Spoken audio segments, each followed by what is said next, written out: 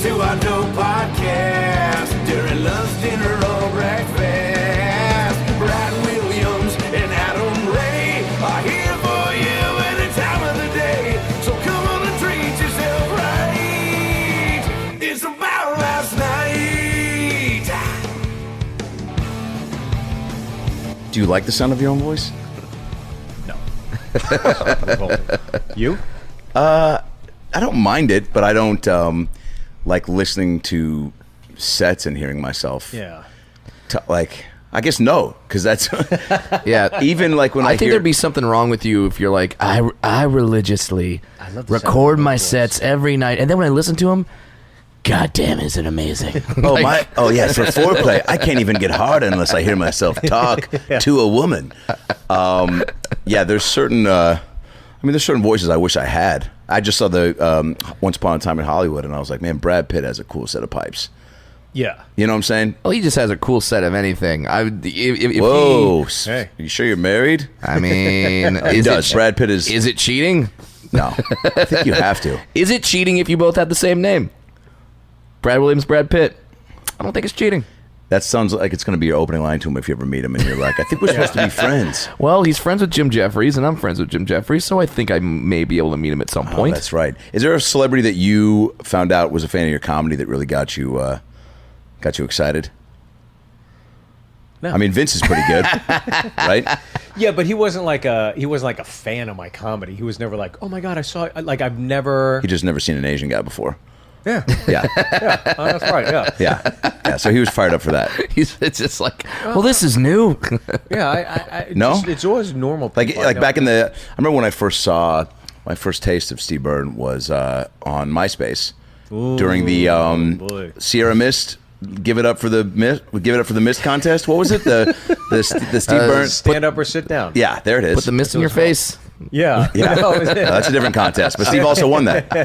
That's good, though. stand up or sit down. But hug that mic a little bit more. Yeah. Pull it up a little bit more to your face. Oh, sorry. The mic, Are we yeah. going? Yeah. Yeah, yeah. Oh, we're going. Oh, I yeah. thought we were just fucking around until. Yeah, Oh, dude, no. I know. That's how Oh we do shit! it. I didn't Yeah. know we're on. Yeah. Okay, sorry. So, yeah. Hi. Hey, what's up? Professional having me, broadcaster. man. There's your real voice. Yeah. Hey, good to see you, man. Great to be here, Dude, so totally. MySpace, man. It's the first time I Yeah, saw you, let's dude. talk about Remember that? No, but that was crazy because people forget, first of all, about MySpace, let alone the fact that it was a juggernaut for exposure for comedy. Like, they had the featured comedians when this contest started. I think it was its first attempt at, like, Incorporating stand-up with- stand-up. Yes.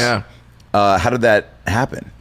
I don't know. All I know is that they did this, and I can't even remember if you could post like videos. Or so. I don't know what I don't remember that much about MySpace. To Yeah. me. I remember my top 8. Sure. And And then that's and kinda then it. and then having to have those conversations with friends like, yeah, it's more of a business top 8. Yeah. Like, Well, I used to have a joke where I go, when MySpace expanded to top 40, I go, you truly know if you're dead to someone or not if you don't even make it in their top 40. But like, I would have friends that were just like, dude, you understand, man, Obama, like if I do run into him and I tell him he's not in my top 40, because it was at the point where you could put like anybody, yeah. Because even people that Obama didn't run his MySpace page, obviously, Sure. but he had one, and you were like, well, yeah, I gotta, because it was also showing people like, this is what I would I'm want my into. top 40 to look like, Yeah, it's like, so yeah, and then you'd always get an idea of who the person was by like, okay, they've got Tila Tequila, Forbidden, and 3 other porn stars, and was then huge. She was huge, Right? dude. yeah, that was like, I mean, yeah, but she's it's pretty much gonna end for her. But I mean, because also you can't a career like her career happened because of what? she was everybody's friend. I mean, now, we say it's done, but now it's sort of happening again with all the Instagram quote unquote influencers and models that don't Yeah. do anything except like, well, here's my tits in the morning, Taco Tuesday and tits. Taco Tuesday, Tit Day. Yeah. Here's my yeah. Although, like, I don't know. Well, we're all agonizing over posts like, is this funny? I know. Yeah, I don't know how I feel about that. It's weird because like I go through ebbs and flows. You're great at it.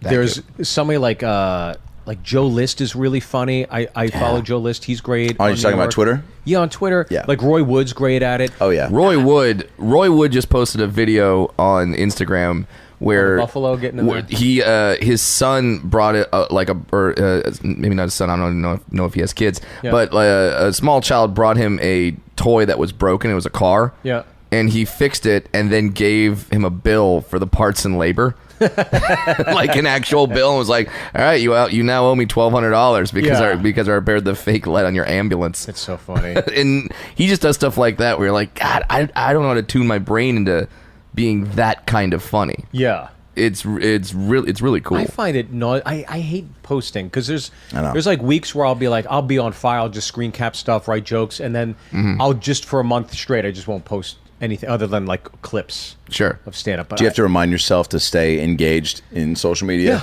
Yeah.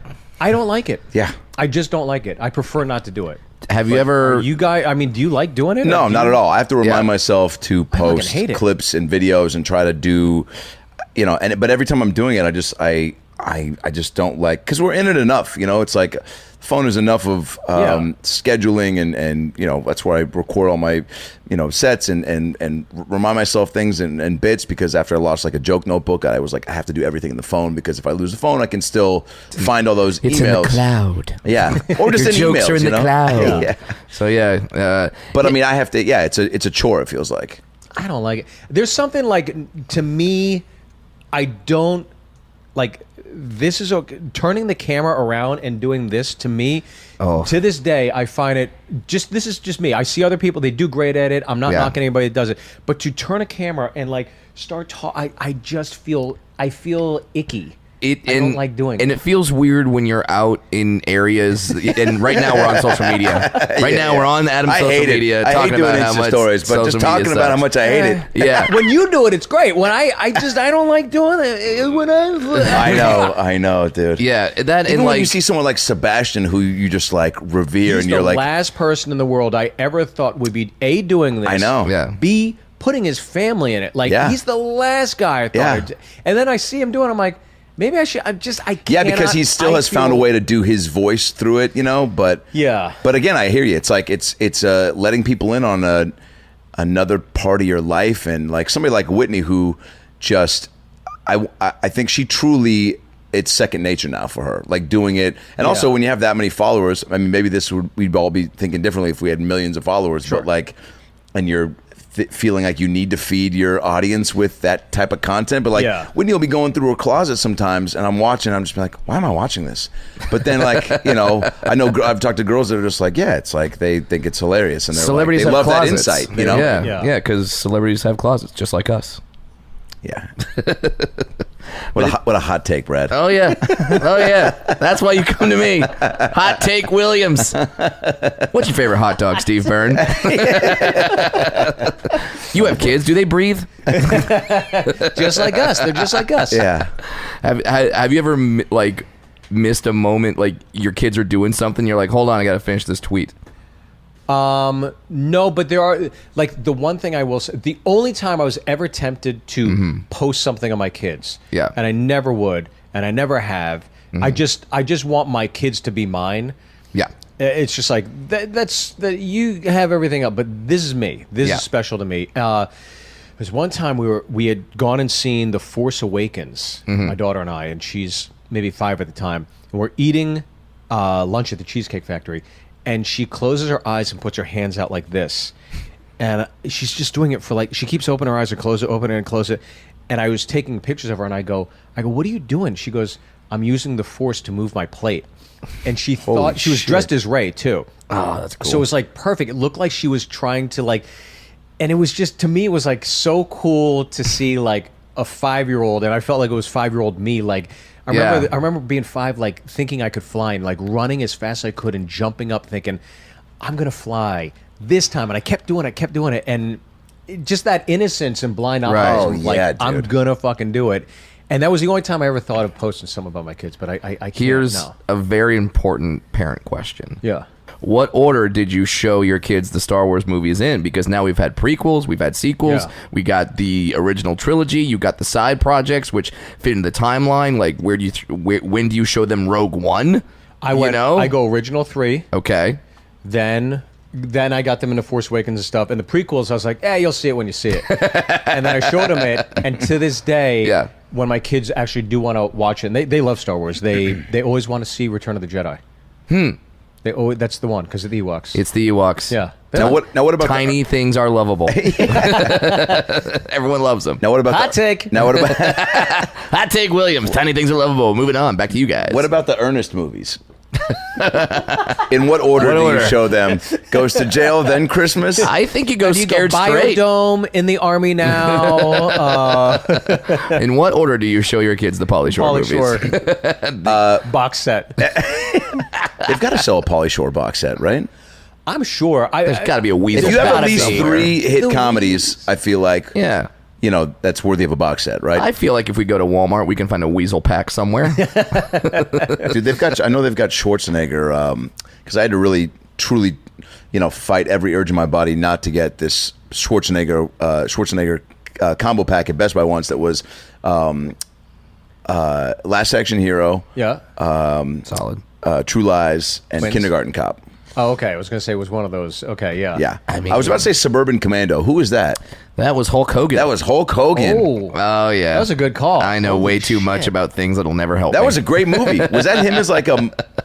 He played himself, but he was like like a mom. He's like a nanny. He was an alien. Or was who that came Mr. down. Nanny? Mr. Nanny was him as a nanny. How Sorry. many Hulk Hogan movies were there? And Not enough. I mean, Rocky 3 do doesn't you count, want? right? No, Rocky 3 2. absolutely counts. Rocky That's the Thunderlips? that's the debut of Thunderlips, and then he was in the movie No Holds Barred, where he battled Zeus, where the WWE actually had the actor that played Zeus in the WWE as a wrestler as Zeus. It was like this cross promotion thing. It was nice seeing you guys. Okay. Have a good day. We're talking too much. Does Hulk. anybody else want to know about Hogan? I will fight you all. But you're a big wrestling fan, obviously. Yeah. That, yeah. I do wonder because when I was a kid, I loved it, and I'm sure you probably get asked this. I'm not being an asshole. I'm not being a dick. Yeah. Because I know that there's people that are super passionate about. I mean, it is soap opera for guys. Yeah. That's what it is, right? But that's how I view it. I know that there is athleticism. Yes. I know that those guys are tremendous athletes. Absolutely. Yes. In There's the sport in rehearsal, general. so they're good Yeah. at follow. There's acting involved. Yeah. But it's still, that's the thing I can't get over. Like I tried a few years ago. I was like, it seems cool. Maybe I'll. Yeah. And I'm just like, I can't. I hear ya. I wonder what is it. Do you watch James Bond movies? Love them. Okay. Do you ever think James Bond is not going to get the bad guy in the movie? No. Is James Bond ever going to die? No, it's a different tone, though. You know what I mean? Like the tone of it is all so. Look, It's also like, who do you have playing Bond? You have, Connery and what's his name? Roger Moore. Yeah, it's not Steve Pierce Buscemi. If Brosnan. it was Buscemi as Bond, you'd be like, yeah, dude, this guy's going to die in the first 10 I would minutes. watch Buscemi Bond. yeah. But so it's that way. It's any TV show, it's Right. any movie. You don't know how it's going to end. So, but probably the good guy's going to win. Right. So that's why you watch it. And it's like watching Cirque du Soleil, where you're like, that's amazing athletic ability. Like, Sure. Yeah. Well, I it's- never thought of it that way. I guess. Yeah. I respect it that way. I'm not watching it going, come on, Brock Lesnar beat Seth Rollins. But there That are guys sucks! like that, though, right? Yeah. I mean, Yeah. there's definitely Yeah. dudes. There's guys Who like can't that. separate the theatrics of it, and they're just like, Yeah. dude, That's and they where I'm get like- really pissed off that their guy lost, right? Because you have to go in, like the one time I went to a Monday Night Raw, everyone was chanting, and it was so silly that I allowed myself to give myself over to how silly it was, and like Yeah. chant, and one guy came out and everybody was like doing a tomahawk chop, I think, right? I don't know. Yeah, and people were doing like Slightly racist. They were doing this, and then they were doing it was for the Native American guy, but people were doing this at one point. Who's that? One for? guy came out there. Everybody put on their white hood. Yeah, Yeah. Burning crosses, and tiki torches. Yeah, there was one guy, It's the like, it Jew was that kinda came cool. out that had like swastika signs. Yeah. and anyway, It's it seems really, like all, it's all in really good fun. cool. Yeah. It's really cool. Yeah. It's that like it's fun to when some guy you can tell they're about to do a choreographed move, and then the choreographed move goes wrong, Right. And then the entire stadium starts chanting "You fucked up." I Oh, mean, really? That's fun for us. Are you hoping something goes wrong? I mean, you hope that something goes wrong, but that no one gets hurt. You don't want anyone to get seriously hurt. Then you have an own heart situation. See, but I would want them to go ahead. Sorry, but like behind the scenes, Yeah. it's not all, handshakes and beers. I'm sure there are guys that generally are pissed off because that guy's got a better contract. He's on the Oh, yeah. he's getting all the attention. Absolutely. So why can't there? I mean, Why is can't that there enter some the ring, reality right? that comes into it where Yes. they're actually like they are kind of taking shots at each other? Yeah, and those are when guys cut promos and they bring up stuff that's actually happening, because that will happen. Yeah. Where they'll bring up like, we all know that you just got divorced, or we all know that because it happened one time where one wrestler legit started sleeping with another wrestler's wife, For reals. and they brought that to Into the- yeah, oh. and that legit happened, and then those guys legit had a match with each other. And They you're- really did yeah, wrestle it. and Did they you're throw like, the script out the window and actually go at it? I mean, Yeah. if Who won? If Matt Hardy does a closed fist punch to Edge, you kind of go, yeah, I get that.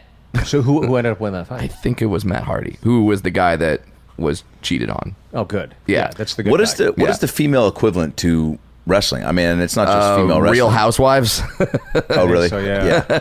The Bachelor, where it's like we You got know into it's we're yeah, because you can make a lot of the same things for the same arguments for the Bachelor that you can for wrestling. Like, we know it's fake, but we just like to be lost in that world. Yeah. Like, same shit. Yeah. It You is watch fake, right? Bachelor or Bachelorette? You know what? I've watched I do not. one season. I tried to watch, and then we had one of the Bachelors on, and so I watched a little bit more of that season just to. Was the one from Seattle? No, it's a kid named Nick Vial. Yeah. Yeah, it was maybe 3 years ago, Yeah. 2-3 years ago. And just to kind of get a sense of the world. And I mean, look, I get why it's so popular and entertaining. Yeah. I mean, but also so produced. I couldn't help but watch. I mean, to me, it's funnier to see how douchey the dudes are than the girls. The girls, I just feel like they're, some of them are truly there, I think, for love, and and so dumb, and then there's some that are just like, yeah, like this is a chance for me to maybe cry on tape, send that, put that on my reel, which also good on you. If you can somehow parlay that into something else, like you can't get mad at that. You're like, Base that no you one's tricked done the it. system. Yeah, no one has Good done job. it. Yeah. Yeah, that's the thing that always makes me laugh is some people are like, no, I'm going on this particular show to get famous, and I'm like, right, like all the other people from that show that got famous, all right, you can't name any. None. Yeah. Like that, like those are the ones where I go, why are you? The first doing 2 that? weeks of those shows, Yeah. every new season, it's the fucking best. Oh, Because my really? wife watches it. Mm-hmm. It's garbage TV, but they always show the promo like next week on The Bachelor, Yeah. and you see like this wonderful like balloon going up in the sunset, and they're loving, and then all of a sudden the music changes, and you just hear dudes like "fuck you, motherfucker, you piece of shit," and then somebody's crying, and it's like, yeah, there's the red meat, give me more, yum yum. There is a definite Schadenfreude with reality TV where you just want to see people whose lives are more fucked up than yours. Oh, for sure. yeah. For sure. Like, you want to see that. Like, I love watching the show Bar Rescue because I like watching these people run a bar the worst way you could ever run a bar. It's astounding to me when you watch a show like that or like Kitchen Yeah. Nightmares and stuff. You're just like, nobody, like this is why so many businesses fail because they're not doing the numbers. All you have to do is just do the numbers and clean the fucking cooler Clean out. it. Clean Clean the it. cooler. Yeah. Like 90% of Bar Rescue is clean this fucking place clean the up. fucking Yeah, cooler. that's it. And then it's like, let's go to the office. Let's crunch numbers. And Yeah. just keep your books and keep shit clean. That's all I've learned. I could open a bar now. And these fucking idiots, it's Hey. like, come on in. It's like, how could you not clean the cooler? You've ran- seen the show. You ran a bar on ran a TV, bar. Yeah. and I think you could be a better bar owner than a lot of these guys. Just go, bring the studio audience now. There truly is a reality show for everything. I mean, have you seen Couch Crashers? Sorry? Couch Crashers. No. That's because it's not a show, but you thought it was, and that's my point. Oh, okay. I wouldn't be Yeah. surprised. Yeah. That's what I'm saying. There's a show for everything. Like It's there's, produced by Pete Holmes. there's really. It's just some guy who knocks on your door and sleeps on your couch for a month. And That's actually not a bad idea. And we see and we see what I happens. said All that, right, like, so yeah. we're all going in on this. We're Yeah, all yeah, created yeah. by executive producers. Is there a reality show that you would go on now if it could? That wasn't even like comedy oriented, not like a Last Comic or a Bring the Funny. You know what or I would love is that Man versus Wild, where you get to go out with bears. Yes. Like I would do Good that. call, because they do celebrities on that. Yeah. Because I love like survival movies. I love like those Yeah. Nordic.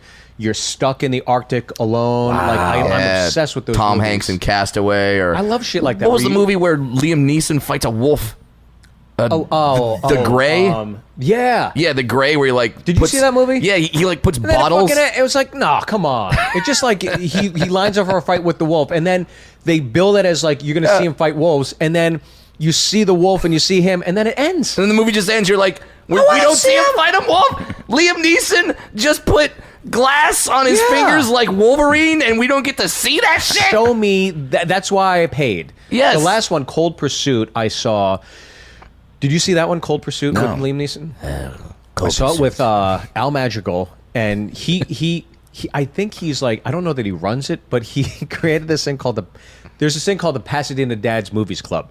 All these dads from Pasadena get together, and we see From the producers of the Babysitters Club comes the Pasadena And Dad from the Movie writer Club. of Sisterhood of the Traveling Pants comes the Pasadena Dad Movie Club. That's amazing. we all we'll find like the dumpy, corny movie, whatever, and go. Oh. We're like, we got to see this, and dude, it was so alarmingly bad we couldn't even make fun of it. Yikes. We all just walked out of it like, whoa, what the fuck was that? Like we saw John Wick and we were all high-fiving, away. Oh, yeah, laughing. yeah, It was yeah. great. But that Cold Pursuit was, I think it was the last movie I saw where I was like, this is, were you watching something, you're like, how did this get made? Yeah. Like what happened? Was the director and then the studio and they just partitioned and they said, we're going to make this and you make that? It just was so bad. Yeah, and it's one thing when it's like a Sharknado where it's like we know this is bad. Yeah. It's very tongue in cheek. Where you're like, this is so outrageous that we're aware of it. It's the other. There was some movie that came out like 8 months ago where like some guys were planning a bank robbery during a tornado. Oh, It was a storm heist or Yeah, something yeah. like that. We were like, Hurricane heist, is that yeah, what it's called? yeah, and you're Yeah. like, wow, executives that get paid. Yeah. We're like, that's gonna be a hit. It's crazy. I don't know. You ever see The Beach with Leo? Loved it. Yeah. I mean, I loved the first half. Yeah. And then the second half, I was like, what's What was the going on? second half again? It just got. There's so many movies like that. Like Yeah. The End. Remember the Seth Rogen? The first half Oh, of that movie, no, The I End, fucking yeah. thought it was so. I was like, this is like one of the greatest comedies ever. And then Totally. it just took a hard left. I was like, what is Yeah. Well, what Too happens hard. is people write themselves into a corner. They don't know how to write out of it, and they're Yeah. like, let's just have them all be sleeping. And then Yeah. you're like, okay, and then it just gets nuts. And now most people can say, wait to hear this transition. Yeah. Most people can insult movies and be like, but they've never made one. You've made movies. Oh. So you could insult them. Great transition. I would no. Well, I would never want to insult anybody that made a film because I think even as bad as a film is, Yeah. there was a production designer that cared and invested Yeah. so much in that Sure. film. The whole Script process. coordinator. Yeah. There's so many entities. Editors, So- there's so many ways it could go bad, and so many people that did a great job. Yeah. That the reason why the movie sucked, they had nothing to do with. They acted the shit out of it. They best boy gripped the shit out of it, or whatever. You know what I mean? Yeah. Like they did their job right. The fact that the movie sucked wasn't their fault. Yeah, I think it is such an arduous process to, I've had the opportunity to do a documentary and a feature and getting ready to do another one. And I think just through that process, you forget, it's so easy to see something and in 20 minutes of movie theater go, fuck, let's just leave the theater. But Yeah. I don't know.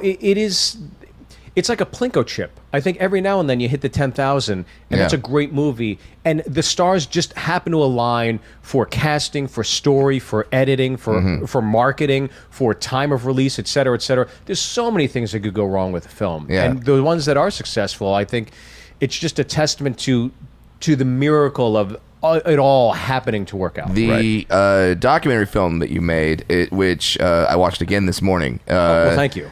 Awesome. Yeah, it's unbelievable.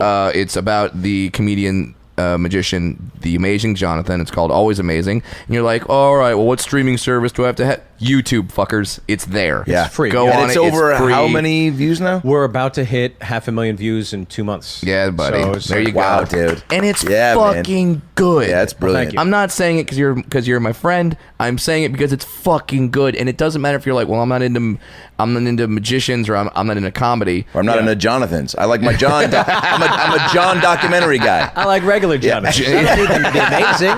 Regular Johns, amazing. honest Johns, the guys that Wow, buy hookers, honest the John. Johns. I like those Johns, not Jonathan's. But yeah, And the amount of time too that you put into us, because we can all attest. Like we've known you've been working on it for. I mean, how many years? It was probably 2 years Yeah, man. all in. But the tough thing is just getting all the archival footage and then getting it converted and all that other stuff. But the great thing about Jonathan is, like, in those archival footage, like, you could go back and see a set from 20 years ago, and it's still as relevant and funny as it is today. And I think that's why it's resonating so much, as opposed to like I love Geraldo, right? Geraldo's one of my favorites, and he was so topical, though. That if you go back and watch his stuff, we all know that time period of, like, the Iraq War, and you can make those jokes and it'll be funny to us. But to a 22-year-old, you're gonna go, I don't know. That does suck, because he was so brilliant, and you're like, but a lot of his material was, which is even what makes him even more brilliant, that he was so on point with, like, what was happening now, and be able to break it down in such a sharp way. But Jonathan, who doesn't like a guy sticking a pencil in his head? And all that, but up his nose, in his ear. You know, like when Jonathan was given the terminal diagnosis, right? Yeah. And it's, as you guys know, it's got cardiomyopathy, diabetes,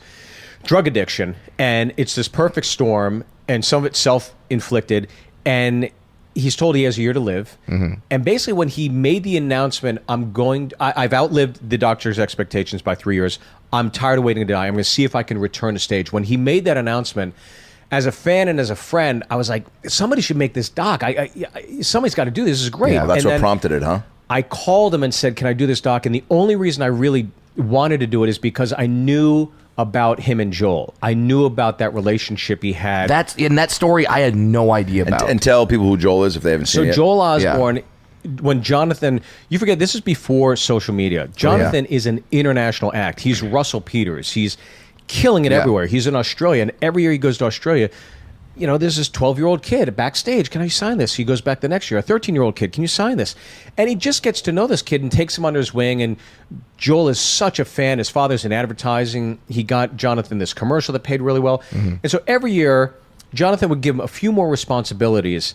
And eventually, at 18 years old, he says, will you be my road manager? And Joel, you're taking one of the sweetest, kindest, nicest human beings I've ever met in my life. Just a well-balanced guy. And you're taking him at 18 and throwing him into Las Vegas to be in charge of a drug addict. And there were so many other stories we couldn't put in because we didn't want it to be Rick and Morty, you know? But to me, this relationship between two men that on paper should never be in each other's lives. They should not be friends. No. They shouldn't know each other by their action, by Jonathan's actions. But for some reason or other, it worked. And to me, there was this heartwarming fraternal bond between these two that I said, that's Jonathan's the face, Joel and Jonathan is the heart. So and that's what you have in the doc, that it's so redeeming, where it's not just all doom and gloom, where you see this glorious relationship. And like it's weird, and Jonathan makes jokes about it where he goes, yeah, where I was just hanging out with this 13-year-old kid and bringing this 13-year-old boy with me everywhere. He's like, now they look back on it, kind of like kind of creepy, yeah. But when you look at what they were like, and Jonathan was Joel's hero. Like, imagine you growing up in Pittsburgh, and all of a sudden you get a call from Mario Lemieux going like, hey, I want you to be my new manager. Okay. Yes, sir. Yeah. Whatever you want. Yeah, you do it. In Harvey, Yeah, and then the fact that Joel's parents let him fly a world away to be with this guy. At 18, and Vegas. And like, Joel never indulged. He never got wrapped up in the scene. He could have gone crazy, and he never did. The guy meditates and stuff, and I don't know. To me, it was just that dynamic was so interesting. It was as interesting as Jonathan's story arc itself, and I thought this would be a great compliment. So, is that something that you discovered while you were making the film, or before, like, or did you plan that kind of before I even did it? Because I was working on the opening act, this feature that I told you guys about. So this feature film, I knew story beats, I knew story, and I was plotting it out in my head. I was like, this could be this, because I knew all their stories. I knew all their ups and downs. I knew all their fights, because Joel and I are super tight, and Jonathan and I are friends. So I've been privy to their relationship, all the story beats. I knew everything, and I was like, it could be this. Here's your midpoint. Here's your call to action, etc. And I just saw it all flushed out, and I called Jonathan. I said, this is it. This is how I do it. He says, great. I called Joel. He said, great. I called my buddy I went to college with. I said, get a camera. Let's do this. He said, great. And we edited the whole thing in my garage So I'd go on the road Thursday through Saturday, and then Sunday, Monday, Tuesday, Wednesday, I'd edit it with my buddy Jason in my garage, and then we shipped off a working cut to Brian Getz, who's a professional editor, and he streamlined it and waxed and washed the car for us, and he's done amazing. He just did the Steve Bannon documentary, and so you guys did all the footage, the interview stuff on your. That's what you needed to get that, because you had all the videos and pictures and to go with it, which I think is what any great doc needs, right? You need all that stuff to assist the interviews, so you can help tell the story. Yeah, well, the good thing is I knew the story. I wasn't waiting for the film to happen. Right. I knew what the film was. So when I did that interview with Jonathan, it was 6 hours. I knew every question I wanted to ask him. I was like, I got the film. And then I went to Joel, and I had him ping pong the same story beats. What is your take? And so it's fun to hear their different dynamic, like the bets, the crazy bets that Jonathan would bets do. were insane. That this kid is working for Jonathan, making good money, but then making a secondary income of just doing essentially stupid dares. Crazy shit for Jonathan. Jonathan tells him to do, and goes, "Wow, you crawled inside that homeless guy's sleeping bag. Here's $200." Yeah. Like that's crazy. Yeah, but I think that's the fun of Jonathan, is that there is this spontaneity and creativity that is never turned off. And when you hang with the guy, he's fun. And when you go to his house is all rigged with magic tricks. There's shit everywhere. You saw one in the doc where he has this spider up on the wall. Right. Oh, yeah. And the guy goes like, "Wow, you found..." He goes, "Yeah, I found that spider in my house." As the guy's looking at this giant spider that's behind glass and dead, a fake spider falls from the ceiling right in front of his face. And you're just like, holy shit, because that would living kill in a you. gag house. Yeah, it is a gag good house. gag house, you know. Well, you go. Yeah, no glory holes. Yeah. No gagging. That we know of, yeah. Look at that hole. He's the Chucky doll in his place. So it's the original Chucky doll. Oh, wow. You walk in, you're like, holy shit, that's the fucking Chucky doll. Yeah. And he's talking to you about the Chucky doll, and he's like, now look at the shoes. Those shoes are. And as he's talking to you, he's walking behind it. There's a lever. And you're like, now look at the shoes. Do you know that those are actual? And he fucking pulls this lever, and Chucky springs forward, and his eyes enlarge. You're like, what the fuck? Oh my god, It's dude. wild.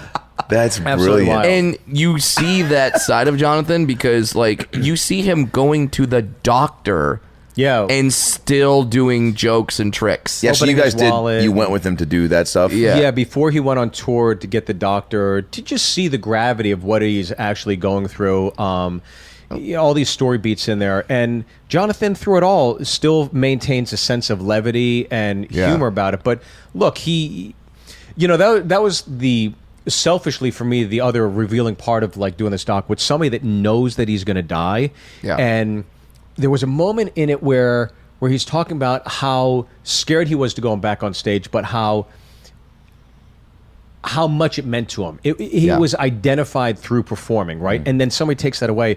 And as a comedian, you're going through this and you're watching those interviews and you're in the edit bay and you're watching it over and over again and you're seeing the camera in on him, and you're just seeing raw emotion from him.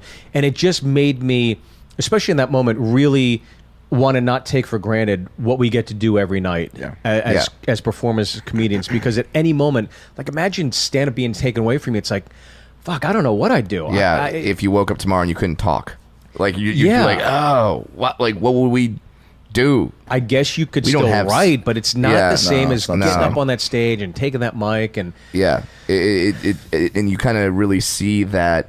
And now it's weird watching, because I just heard Jeremy Lin give a speech where he was crying on a stage in front of an audience because he's like, I'm done. Like, I was the biggest thing in the world, and now no NBA team is signing me. And he's crying, and it's easy as a guy to just kind of go, pussy. You're Sure. But then you watch your doc and you realize, oh, his entire identity is being taken away from him. everything since he was probably 10. Yeah. Everything, every day of his life was probably basketball. From bending spoons to in some street way, shape, or performing form. with Robin Williams Right. to being a Vegas headliner, all of it, and not only that, but succeeding to the highest levels of like maintaining relevancy in making Vegas. making $50,000 a week in the late '80s, '90s in Vegas. Yeah, just off of merch, by the way. Like his merch checks were like $30,000 a week or something like that. my God. It's like crazy. What was it like being there with him when he got back out on stage? For Well, the it was first very time? scary because we honestly did not know if he was going to die. I mean, you guys know his act. He is just a wrecking ball. He's high energy, Yeah. and he's nonstop. I mean, he seems coked up on stage, and he is coked up on stage. And what was he saying about, like, it was if he stood for too long or if he did too? There was some sort of a set out guideline about if he does this too much, he might cause his body to really get distressed, or what was it? Yeah, well, with cardiomyopathy, it's a degradation of your heart, and so the blood doesn't pump as well as, his heart's at like 40% capacity. And you couple that with diabetes, he has no circulation. So the doctors have been telling him for years, you got to cut your foot off. We got to take your foot, and he won't do it. He's riding it out. And one of the things we didn't put in the documentary that I look back on, I'm like, maybe I should have, but I'm glad I didn't, because I don't want to get anybody in trouble, is that the reason Jonathan is still here with us today is that he is taking stem cells off the black market from Mexico, having them shipped up to Vegas, and via a doctor there being injected with the stem cells. So I thought, well, that's fucking crazy, and I wanted to put in the film, but I know that if I put this in the film, then somebody from the FBI could see it potentially and go, we're going to track down this fucking doctor. And I didn't want to do that. Yeah, I'm really glad you're not announcing it like on a podcast. So I'm going to tell it on the podcast. Oopsies. At least no one listens to this. It's fine. Yeah. But, I mean, but at the same time, you understand the same way when Andy Kaufman was sick, he started going to crystal healers and stuff. Yeah, sure. It's real easy to make fun of people that do certain things, but then when you're faced with that situation, I'll rub CBD oil on all over my body. I'll take light baths. I'll rub crystals. I'll put a crystal up my butt. I don't care. Yeah, like you're fighting. I'll do that anyway. Yeah, and I think there's a lot of other ways another to Tuesday for Adam. Crystal Butt Tuesday. There's a lot of other ways to do Crystal things. Lights failed ad campaign.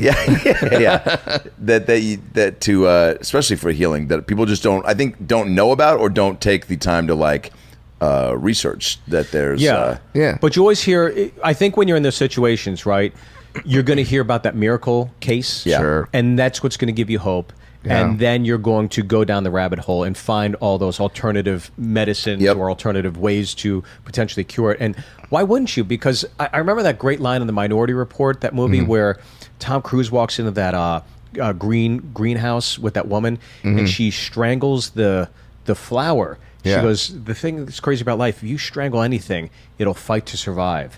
And I think that's true of because the flower cuts her arm. Yeah, that's right, and it's that's true. Or in the words of Jeff Goldblum, life finds a way. Which that wasn't a Jeff Goldblum impression, because we've had Piot on this damn podcast and I can't touch his impressions. I thought you were going to say the Tom Cruise line when he was on the Today Show and he goes, "Do you know the history of psychiatrics, Matt? Matt, do you know psychiatric health, Matt?" And Lara was like, "I just have a sex button. I don't know what you're talking about." Imagine watching that interview now going, "Oh, Cruise is the good one." That's crazy. That's Oh, the tables turn. Did you ever find reasons to, because that's a big, to put together a documentary film like this and to just know the work that is involved with it, or maybe you didn't know, and maybe that was the reason why you jumped in so fully, but did you find at any point reasons to talk yourself out of doing it? No, because I was always passionate about the story. I was always passionate about telling the story, and I knew how to do it. The only time I ever really kind of bumped on it was when you realize the business aspect of it all, when the business bleeds into it, and then you get involved with film festivals and other people in the industry. Make me money? Is it worth my time? Yeah, that kind of thing. And you're hearing stuff from managers and agents like, "Oh, this is gonna be great. This is gonna be the," and it turns into something you didn't intend to get into it for the first place. Yeah. Right. So we took it to YouTube because I was like, "Look, what does everybody have? Everybody has YouTube, and I want this to be accessible to everybody." And right away, talking to Bill Byrne, Al Magical at All Things Comedy, it's like, "Do you think we could partner up?" They're like, "Fuck, done deal." And we just put it up there. And I mean, you guys know YouTube can be a dumpster fire in the comment section, but I mean, this thing has been like 99% positive. That's awesome. I've never seen something where it's redundantly nice, or his fans are coming out of the woodwork, and it's really nice to see that. Well, you told the story so well, and you again encompass so much of the human side of all this. And the footage that you had such a solid amount of that too, because even for my folks who were watching, that were starting to remember as they were watching, "Oh yeah, I remember seeing this guy at some point," or they were so enamored by all the footage and getting to see the the here and now of it all, and to see the doctor visits, and that really made it just a lot more human for you to connect to as somebody that being like, God, I like whatever it is in your life, like we just touched on, like imagine having to lose that, you know, Well, I thank how you you would react. for A, watching it, and B, having me on. And Oh, yeah, C, man. saying kind things. It's But unbelievable. The one thing I would suggest to anybody that's like in our industry, as you guys are, and obviously you're creative, and this podcast is a creative outlet, right? I never in a fucking million years would have ever thought I would have had a TV show if I didn't just sit down and write it. I never would have thought I would have made a documentary if I just didn't think, well, this story speaks to me. Fuck it, I'll just do it. And then I never would have thought I'd be writing and directing a film about what it means to leave a safe corporate job and pursue stand-up if I didn't just write. And I wish somebody had told me that when I was younger, because I feel like we would have done it earlier. I would have started earlier. Well, I just never would have believed, because I thought, I was always at the mindset, like, you're going to go to a comedy club, you're going to do your act, someone's going to see you and say, that's our kid. Here, let me put you in some stuff, Right, and the then I always vice thought that's president of how- show I don't have to do business. anything myself, right? Yeah, Except for just show up and do that. Yeah. Yeah. And I just thought, I'm going to get seen in a club. That's what's going to happen. And I was at clubs all the time, and it never happened. Well, it's because that's how it was for a beat, right?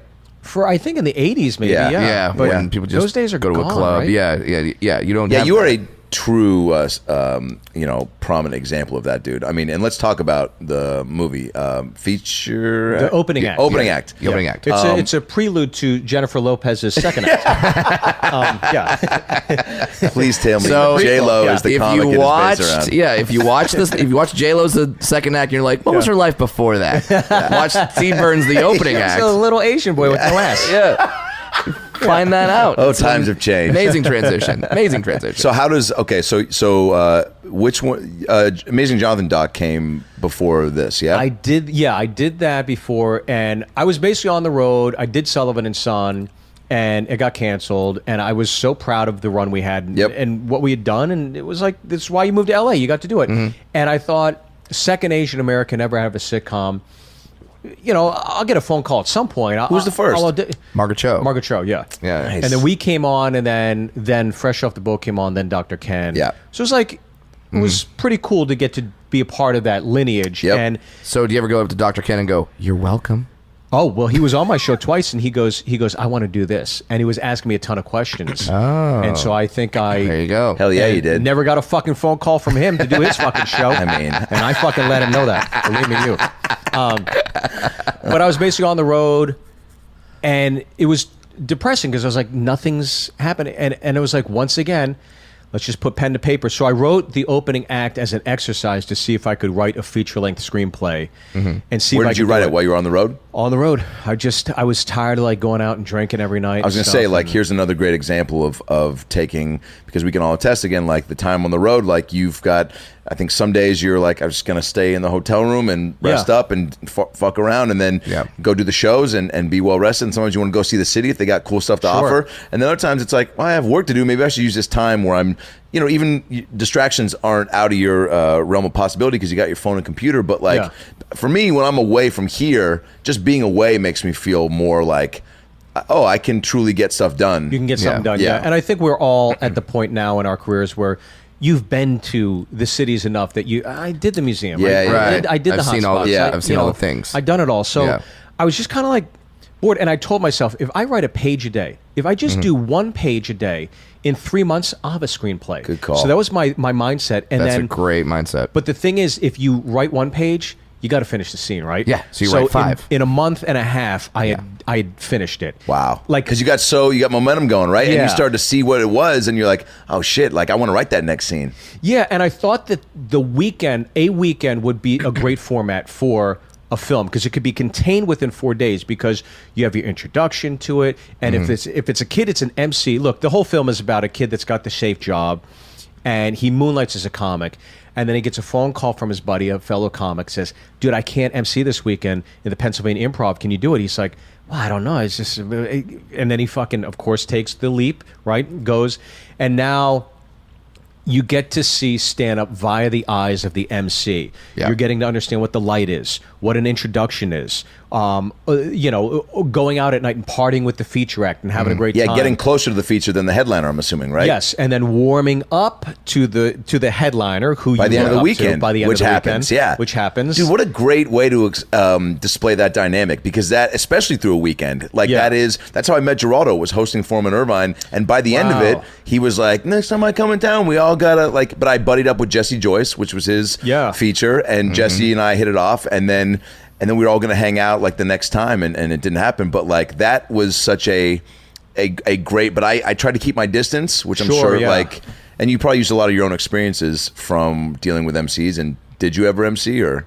Oh, for sure. Yeah. Yeah. I emceed a bit, then I featured, and then, I wouldn't say because I was more of a New York comic. Yeah. And then I kind of like dabbled with emceeing and featuring, but then once I moved to LA, I had a half hour, and then I was headlining, so I Yeah. didn't have to do that much because I was already doing like all those sets in the city. But, Yeah. But everything you're saying is exactly right. I mean, that is the story arc of the film. That's awesome. And getting to see the audience getting to be fish out of water via, Jimmy O Yang in this film. And the first half of the film is all the romanticism and optimism and partying with the feature act, and the back half is all the reality, isolation, and sobriety that comes with him finally meeting his childhood hero, who's played by Cedric the Entertainer, this road-weary veteran. Amazing. And so it's all encapsulated in 4 days, and it's the ups and downs and discerning whether or not this is the life you want to lead. Yeah.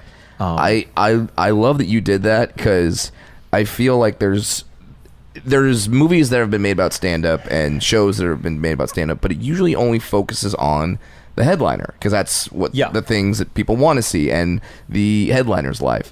This is such a great film in that people that are thinking about getting into stand-up can go like, well, what am I going to have to be dealing with when I'm not the headliner? Yeah. During my path up there. You're going to have to be dealing with this weekend. Cedric basically gives him the blueprint for what it takes to be a stand-up, and it's exactly what people told me when I was starting in New York. I'd always ask all the headliners, like, what do you have to do? Write and get up on stage. It's like, that's it. And it's this great scene that develops from just those two things, and Cedric denoting it all. And it's so funny you say that. I got a message on Instagram this morning of some guy just being like, dude, I want to be a comic.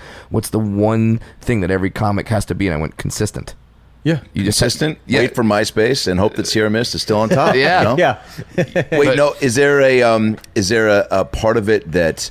Because again, and I love that Brad said like focusing on not. And the you guys headliner. are in it. I don't know if you know. I think I've told you this, but Yeah. when in the hallway, when Jimmy is talking to Chip Fontaine, the manager of the club, Played by who? Great name. played by Neil Brennan, who's the Great. gatekeeper Great. of his dreams, which is kind of like based off of it's not based off of Dave Stroop, the guy. It's based off the dynamic of Dave Stroop Cool. being like this gatekeeper to 14 clubs. Yeah, for those of you guys who don't know who he is, Dave Stroop is the booker at the Columbus Funny Bone, who essentially books every funny bone all over the Midwest and the South, and like if there's a funny bone, Dave Stroop owns it. So many comics, their goal, their first goal is you go to Columbus, Ohio. Yeah. You do a great set at the Columbus Funny Bone. Dave Stroop sees you and goes, "Wow, that person can work," and then you're in. Your calendar You're in. is filled. Yep. Except for me, Dave, you saw me when I was 2 years in, and I opened for Paul Mercurio, and I did great, and we partied at Dave & Buster's, and you have forgotten. So, it's been 10 years. I'm a headliner now. I've been on TV. Have me back. Steve, take it away. Steve, you were saying. Back to you, Steve. Wait, but I do think that there's some more people also, too, that can relate to the journey of not the headliner. Like young comics watching this, like comedy and comic fans in general are going to get hard watching this, but like think about those people. There's more people starting stand-up than there are in our position, right? And I always thought I agree with you, because so many of those stand-up films, it's like, why do I want to see something about the headliner that's got to get off the road or he's got to go back on the road? It's like, I don't want to make a film about somebody driving home from Vegas. I want to make a film about a bunch of kids driving to Vegas. That euphoria, that excitement, that like, it doesn't matter if I'm sleeping in my fucking car tonight. I get 5 minutes on the stage and it's 2 states away, and I'm going to drive 10 hours because when you're young and hungry, you'll do anything. There's such a romantic element to it that I gravitated towards. But in the hallway scene, I think you can see it like 2 or 3 times. There's upcoming events. at the Improv, and then it's Rachel Feinstein, then it's your name, then it's your name. Yeah, and dude. right next to our names it says plenty of tickets available. Tickets available. Speak for yourself. Cheap tickets. Groupon. Groupon. Yeah. That's awesome, dude. That so is crazy because you're making a movie about stand-up. Like, did you make an active effort to put a lot of your friends in? Well, you make an active effort to put friends in, then you make an effort to put in comics that are also relevant and have gravity. Sure. Because in this day of social media, you understand that, there's a scene where there's a cop in there and Segura looks like a cop. And it's like, I'd love to have Segura in it. Yeah. Maybe he'll do it. And then he comes and does it. And not only that, but he can deliver. He's a great actor, and he's very relevant and funny. And Segura fans may want to tune in because he's in this and he's involved in stand-up. So there's all these great comics, but I wanted to acknowledge people along the way that I appreciate and respect. And you two, I just have always had fun with you guys. So when we're talking about the posters, like, I know who to put. I'm gonna put these guys. I appreciate that, man, because that is still and I remember even sending you a text at one point being like, man, if there's just some sort of fun, like, small thing. And then even after I said that, I was like, because sometimes I think, like, out of sight, out of mind, like, and we've hung enough and been pals long enough. But, like, also, sometimes you're not at the club for a couple weeks and whatever. And as you're going through things, like, sometimes if you haven't, like, seen somebody in a few months and you're casting something, then maybe you're not even thinking of them. But so that was part of my thinking, being like, hey, just to let you know, like, if there's something, a little part or whatever. And for sure. And you so sweetly were just like, man, I love you, of course, I'm always thinking of you, but here's what it is, and this is, and well, that's the other you can't thing. play Cedric. And I was like, all right, racist, and but for you to even, like, think of us for something like that is really cool. And, look, like for example, and I expect residuals, but the casting process is absolutely mind-blowing to me, and that's something you don't even think about. Like, but when you're up against the clock and you got 2 weeks to production, and you're going through a list of names, and then there's situations where you have, like, a list of comics, and then the investors want a list of actors, and then these guys want a list of comic actors, and then I have my own personal feelings of saying, I like this person, and then it's like, but you're not fucking writing the checks, so shut the fuck up and just be happy you get to do this as a first-time director. It's like, yeah, you're right. Are you telling me that there were actor choices to play Brad Williams and Adam Ray on the poster in the comedy club? Listen, guys. And they finally were like, yeah, fuck it. Yeah, I auditioned fonts and names. It was like, Tripoli doesn't look right there, so yeah. The investors want these YouTubers to go up on the list as the coming attractions. Yeah. By the way, then you get the calls from the agents, and they're pitching, like, YouTubers. Yeah. And how do you respond to that? Click. Yeah, it's not about that. Good for you. Fuck no. Whitney's in it, right? Whitney's in it. Yeah. Is Whitney's sex doll in it? Excuse me? Is Whitney's sex doll in it? I had no idea she had a sex doll, and I follow her on Instagram. I have no idea. The one that was in her special. Yeah. Okay. Wow, that was good acting. You said, wow. Are you in the movie too? 6 weeks. But no, she's in it. She does a great job, and I'm waiting for the impact. This is one thing I think about. And I'll mention it here. I'm in safe. I'm on home team crowd here. Yes, you are. Is that I wrote a story about my experiences, what I know, and what I've experienced the last 23 years in stand-up. Which is a lot, by the way. It's a lot. No, we all have, right? Yeah, but like you, think you've also consistently just worked to the bone and specials and different experiences, you know what I'm saying? So you're coming from a place where it's like you're not just 8 years of stand-up of doing the road once every 4 months. I'm not phoning it in by any means, but also, like, I know for a fact we live in a different era of society and stand-up, and I know that there are going to be some writers, reviewers that say there aren't enough female comedians in this. There aren't. There's not this dynamic. There's not more of this, et cetera, et cetera.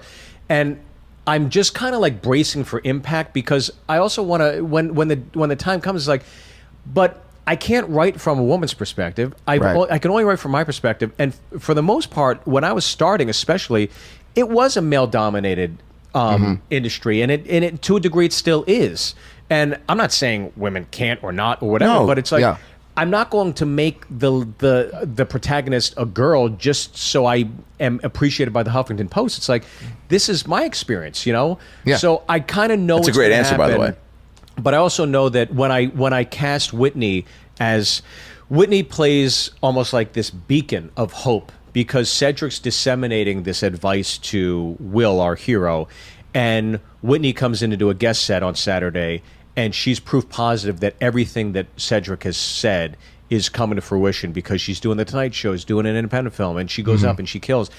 And I hope more people gravitate towards the fact that the beacon of hope in Will's journey is bestowed to him by this great comic. Yes. And I would say great comic in general, period. Of course. And it happens to be a female. It happens to be Whitney. And the only reason I wrote it that way is because Whitney was somebody, when I was first coming to LA and I saw her making the rounds, she got a backpack, she's constantly writing, she can never hang because she got to go write this thing, she got to do that. I was like, that girl straight up fucking hustles. And so when I was casting it, I said, Whitney, this is based on you, it's written about you, and I'd love for you to do it. And she agreed to do it. I'm glad she did. I hope she's proud of it. But I hope more people think about that than the aesthetics of like, but why can't it be this? Why can't it be? It's like, Well, those why are just- can't then have her write it? Yeah, I know. Yeah. This is my It's not about that. story. It's about what it's about, you know? Yeah. Yeah, it's something where you don't want to put something in there just to make it. Just to do it. Then yeah, I think it has to not have art. people it has see to have a right through that purpose. and go, oh, fuck. Like when you're driving down Sunset, you see a billboard and you see the black guy, then you got the Hispanic, then you got the Mexican. It's like, guys, you don't have to force feed diversity. If it happens, it happens. But don't force it on We've me. got I mean, there's also so much shit now and So so much to content to absorb and consume. Yeah.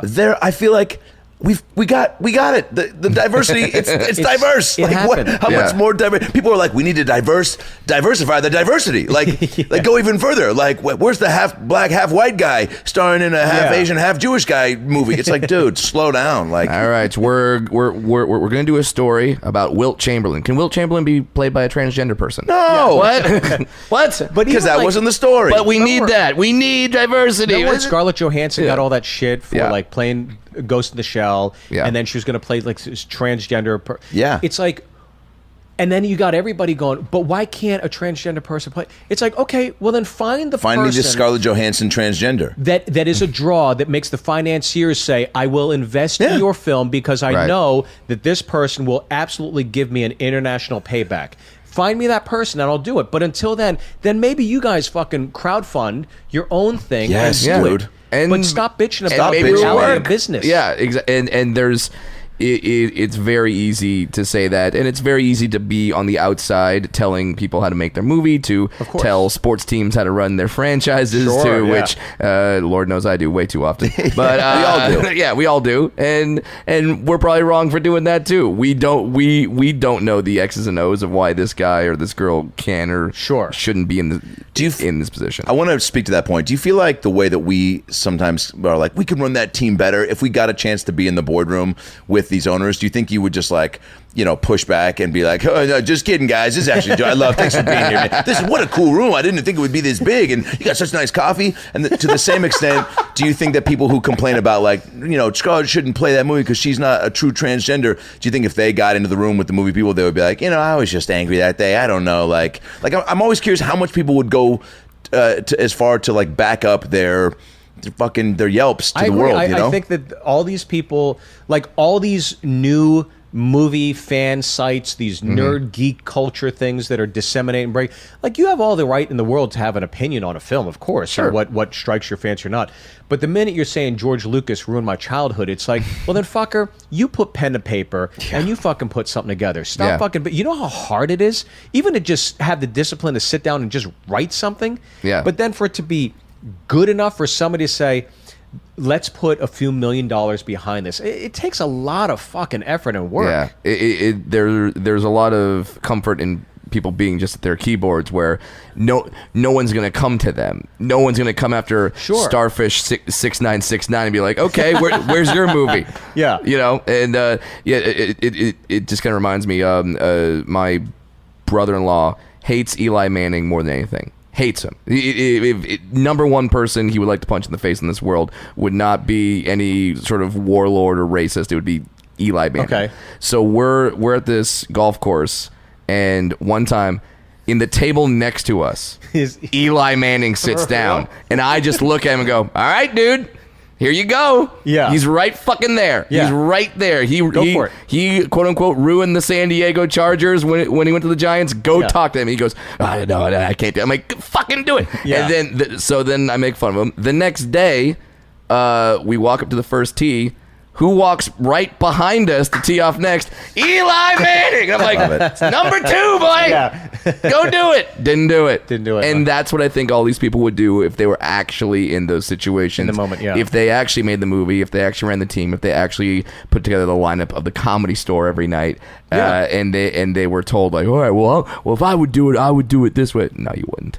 No, you Yeah, wouldn't. it's or you would, you'd fail. It is kind of like heartbreaking sometimes with social media. Even like I think I'm at a point where I'm 95% numb to like seeing bad shit about. It's like it's fine. It happens to everybody, right? Sure. But like even like today, I'm doing this benefit at the Improv tonight, Dude, right? we get it. You give back. All right, So- keep going. We get it. You just did the Folds of Honor show with me and Corolla. We get it. I still wear my hat. Yeah, it's good.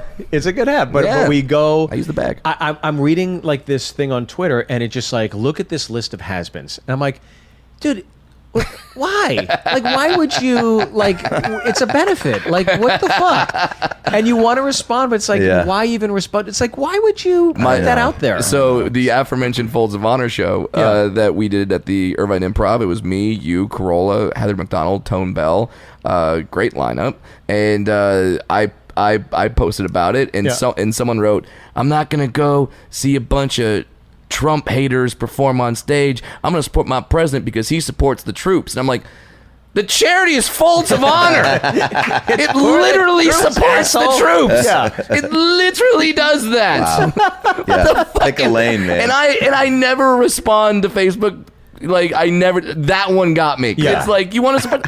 This literally gives money to soldiers. Yeah. What's wrong with you? Every now and then I want to, but I don't. I don't remember. Well, Are you saying a Trump supporter wasn't logical with their thinking, Brad? I mean, that one. I think it's gotten so out of hand these last few weeks, the last few years with the left and the right. I don't know how invested you are emotionally in politics, but I've withdrawn myself. I cut my cable cord. I've become like apolitical. And I was watching this Frontline documentary on PBS. And I don't know if you guys have heard about this or whatever, but during that last election, when the Russians were hacking our, everything with Facebook, when I just thought when they created a Black Lives Matter on one side of the street and then a Blue Lives Matter on the other side of the street, and then all these citizens show up to show how passionate they are about each cause. But what they didn't realize is that the Russians created that form for the left and for the right and created that time and the street, and everybody fell for it.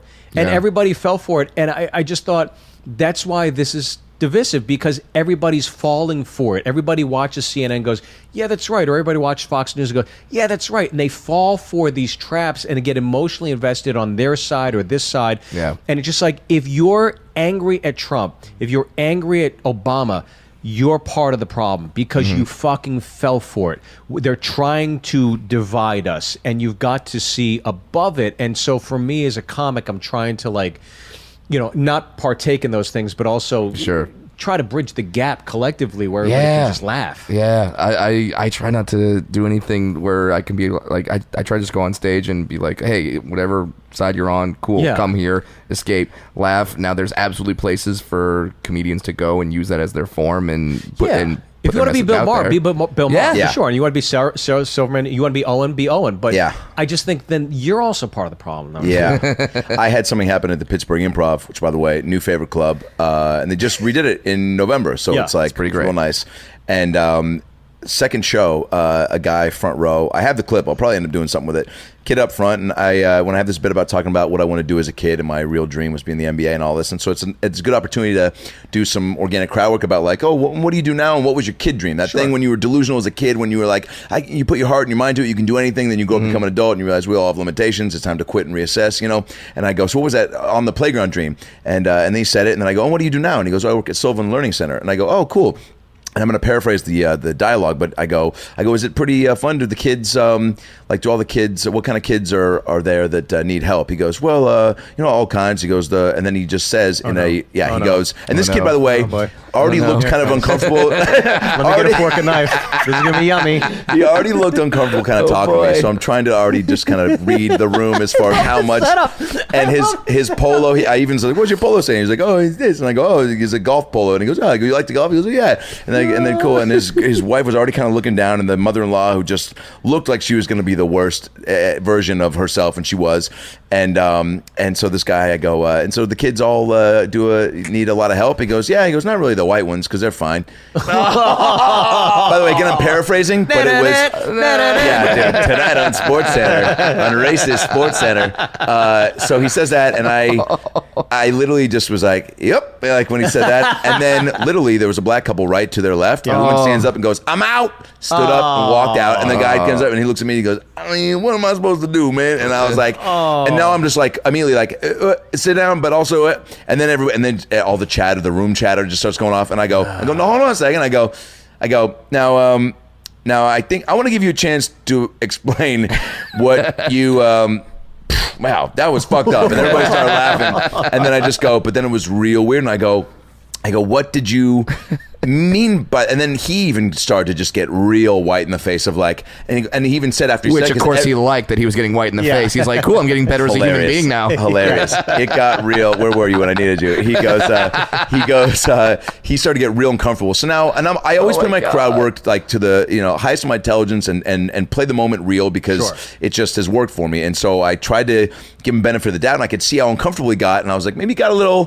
but the audience, and it was also like, everyone could hear like what he said, so there was nobody like, wait, what, to where I could be like, okay, moving on. Said the blankety blank, like white, and then but as soon as he said it, everyone went, oh, he goes, no, I mean, what I mean by, and then it was over at that point, and then I go, well, let me give you a chance to explain. I go, because I could tell that maybe you got thrown off, you weren't expecting to have some comic conversation tonight, and you did, and maybe you just weren't, and then I go, so can I give you a chance to explain? And then he just goes, no. He goes, why don't you just do some jokes? Because the crowd work part is, this isn't very funny. And I go, of course it's not funny, man. I go, you just said some white supremacist Nazi shit. I go, and of course I'm going to have to take a beat to recover from the fucking Nazi propaganda you just spit out. But you are being a good guy. Yeah, but and then I go, with that being said, dude, I go, can you? Because I kept trying to be like, dude, maybe you just had a moment of weakness. Are we in China yet? Yeah, right, and I go, dude, I go, maybe you're not such a bad guy. And then he kind of just, and then it was weird,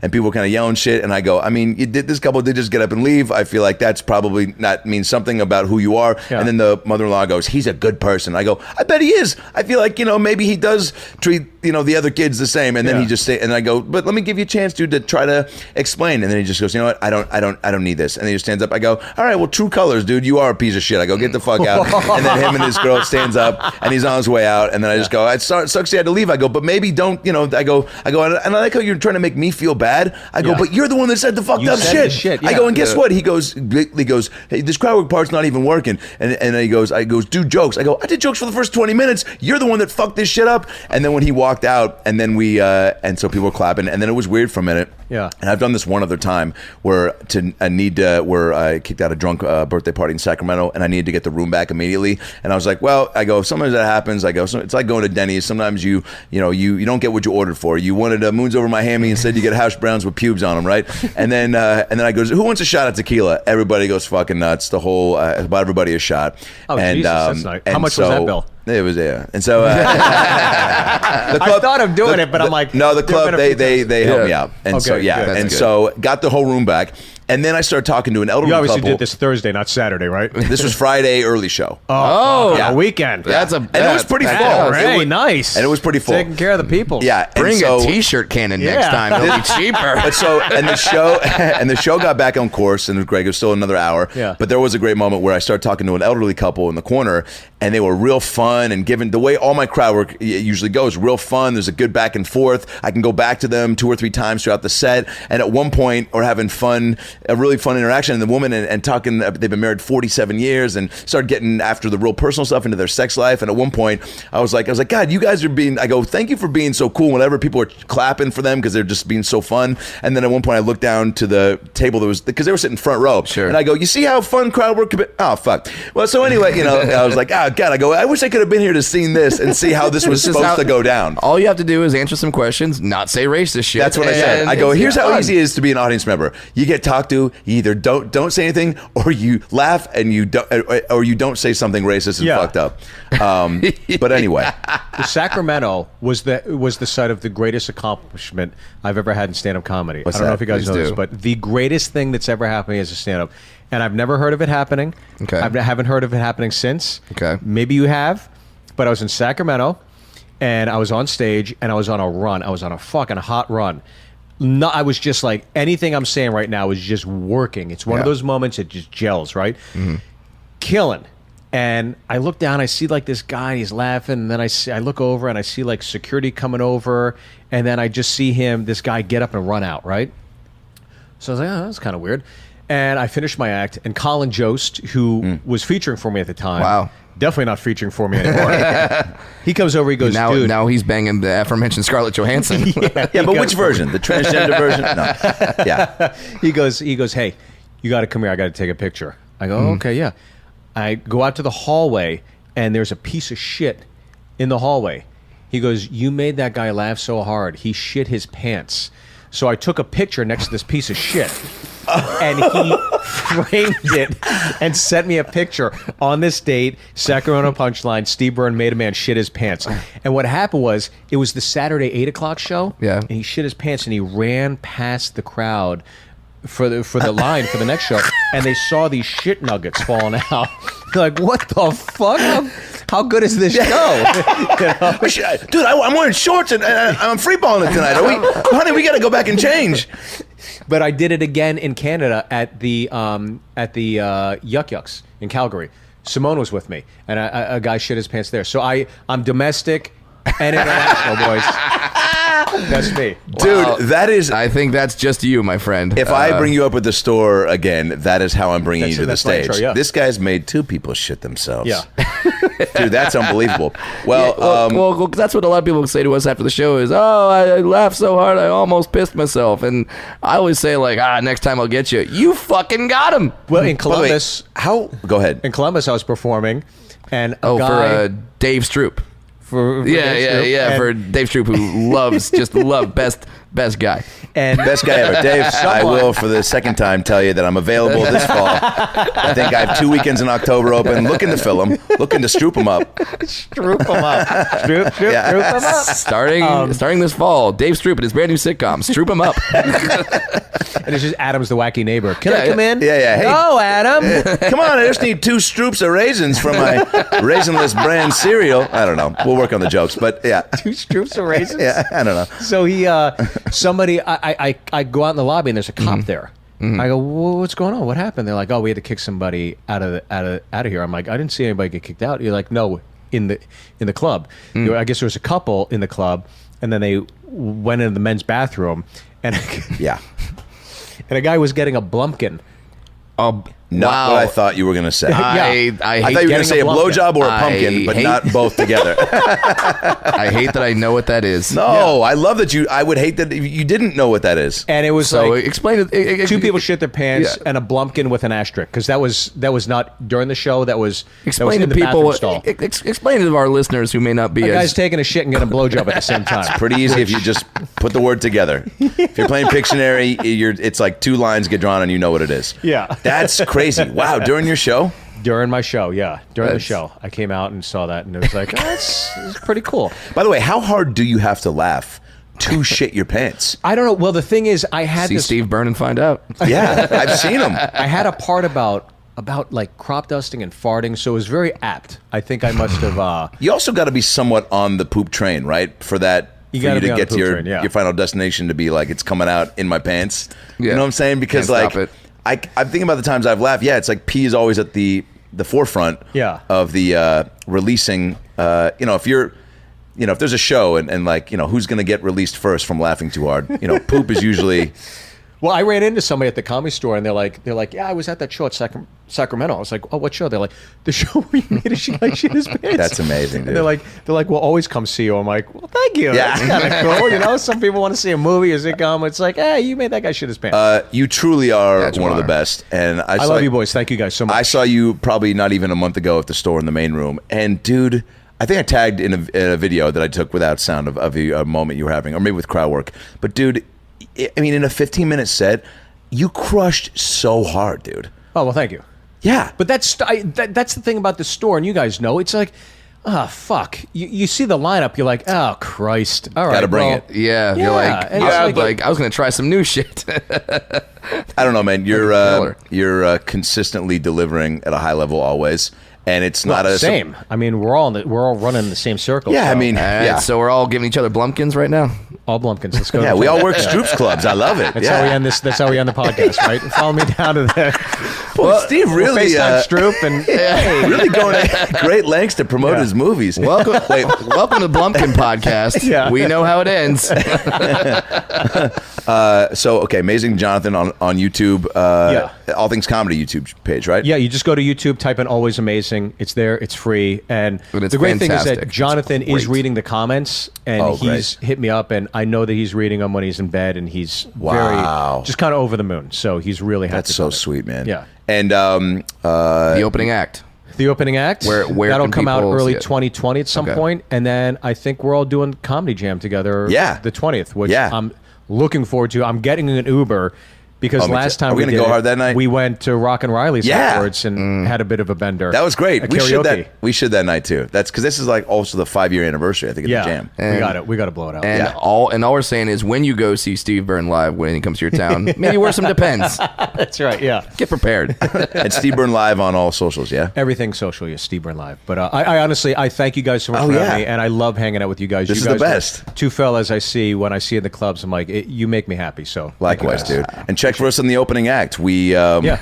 We Your appear in a names are there. conversation. Our you names send are there. Stroop a text and tell him that I'm in the opening act. Yes. I And then will. I'd be like, oh, what part does he play? Himself. Oh, shit. What does he say? I guess you're probably not going to book him yet. He's just a poster on the Two wall. Stroops are raising. So Get out, everybody. So that's